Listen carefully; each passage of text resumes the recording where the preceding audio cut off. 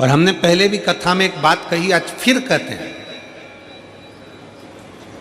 पत्नी के प्रश्न का उत्तर हमेशा पति को मुस्कुराकर देना चाहिए, तो घर में कभी क्लेश होगा ही नहीं।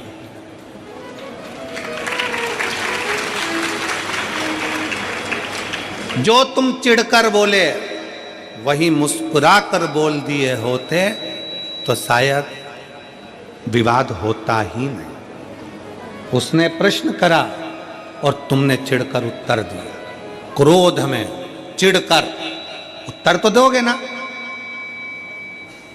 मेरे जीजाओं, बिगर उत्तर दिए तुम सही से रह भी नहीं सकते, उत्तर तो तुम दोगे। पर इतना सा निवेदन है मेरे जीजाओं से कि अगर कोई प्रश्न जीजी ने करा है तो उसका उत्तर तो देना है। भले लेट दोगे, बाद में समझाओगे, लड़ाई होने के बाद नॉर्मल होकर उत्तर दोगे, कैसे भी दोगे, पर उत्तर तो तुम दोगे। तो वही उत्तर जो तुमने चिढ़कर दिया, क्रोध कर दिया, बहुत ज्यादा गुस्से में दिया, अगर वही प्रेम से दे दिया होता तो विवाद होता क्या? जम के तो बोलो जरा। प्रेम से बोलो, स्नेहवश उत्तर दीजिए। और पूरी कथा को देख लीजिए, अमरनाथ की गुफा की कथा को देखिए। पार्वती जी सो गई, नैनों में नींद भर गई माता पार्वती जी के, नयन में नींद समाहित हो गई माता पार्वती जी के। और बाद में शंकर भगवान बोलते हैं हर हर महादेव। जैसे ही भगवान शंकर ने हर हर महादेव कहा तो पार्वती जी की निंद्रा जाग गई। और निंद्रा जागते से ही पार्वती जी ने शंकर जी को देखा और पूछती हैं, क्यों महाराज, कथा पूरी हो गई क्या? शंकर भगवान को गुस्सा नहीं आया। शंकर जी मुस्कुरा कर पूछे, क्यों पार्वती, तू क्या सो रही थी जो तुझे इतना भान नहीं है कि कथा पूरी हो गई? चलो वो भी जाने दो। महाकाल वन में, उज्जैनी में, अवंतिकापुरी में मेरे भोले बाबा घूम रहे थे छिपरा के तट पर। पार्वती जी ने प्रश्न किया, शंकर जी ने मुस्कुरा कर उत्तर दिया।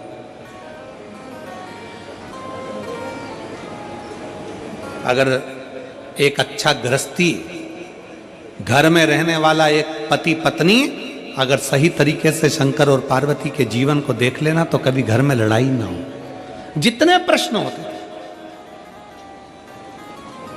जितने प्रश्न हो, पार्वती जी बोलती, शिव जी खुश होकर उत्तर देते। कितना सुंदर है। कंठ में जहर, सिर पे गंगा। कि दुकान पर तुम्हारे कंठ में कितना भी जहर हो, फैक्ट्री पर तुम्हारे कंठ में कितना भी जहर हो, संसार में कितना भी तुम विष पी रहे हो, कितना भी लोग तुम्हें अपशब्द कर रहे हो, कितना भी ताना दे रहे हो, कितनी भी कठिनता की जिंदगी जी रहे हो, शिव महापुराण की कथा कहती है, पर घर के अंदर आना तो सिर पे गंगा लेकर आना, अपने भेजे को ठंडा कर कर आना। अपने भेजे को ठंडा कर कर आओ।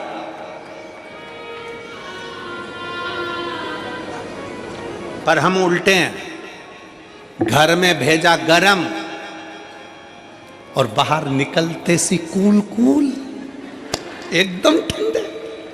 तो फिर पत्नी को थोड़ा टेंशन तो होता है, तुम घर में इतना गुस्सा करते हो और बाहर तो तुम्हारी आवाज नहीं निकलती। बाहर तो इतने प्रेम से बात करते हो, हाँ भाभी जी, हाँ भैया जी, हाँ काका जी, हाँ बुआ जी, हाँ फूफा जी, तो उसको तो चिंता लगेगी।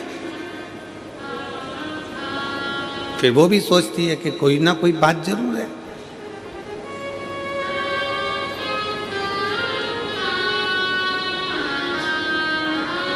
और फिर निवेदन है हमारा, शिव परिवार का एक एक अंश हमारे परिवार से जोड़कर देखो। शंकर भगवान मस्तक पर गंगा लेकर चलते हैं, मतलब अपने भेजे को ठंडा रखो जब घर में रहो।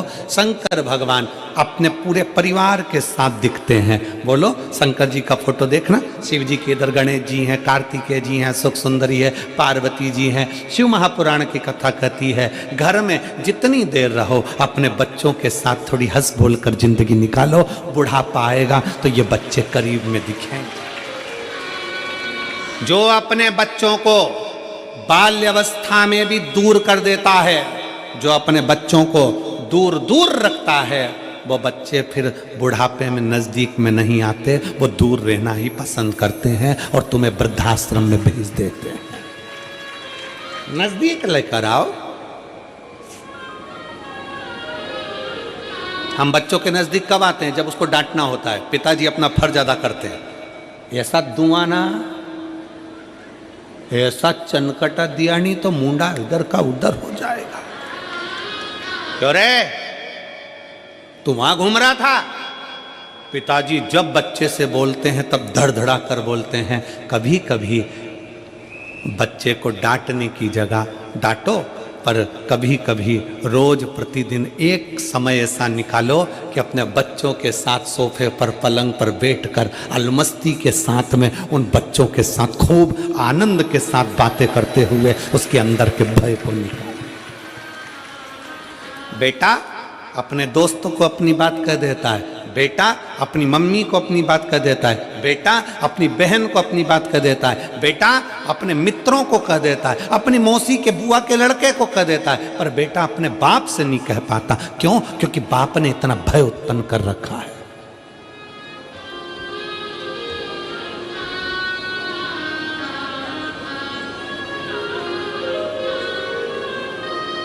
भय उत्पन्न कर दिया। कुछ समय निकालिए बच्चों के साथ में रहकर अलमस्त जीवन जीने के लिए। भगवान शंकर की कथा कहती है, गणेश जी उनकी गोदी में है, पार्वती कार्तिकेय उनकी गोदी में है, सांप उनके गले में है, गंगा उनके मस्तक पर है, पार्वती जी नजदीक में है, और चेहरे की स्माइल, मेरे शंकर भगवान के चेहरे की प्रसन्नता देखना कि कितनी प्रसन्नता। परंतु यहाँ उल्टा है, परिवार वाले अगर साथ में होते हैं तो पति की स्माइल खत्म हो जाती है।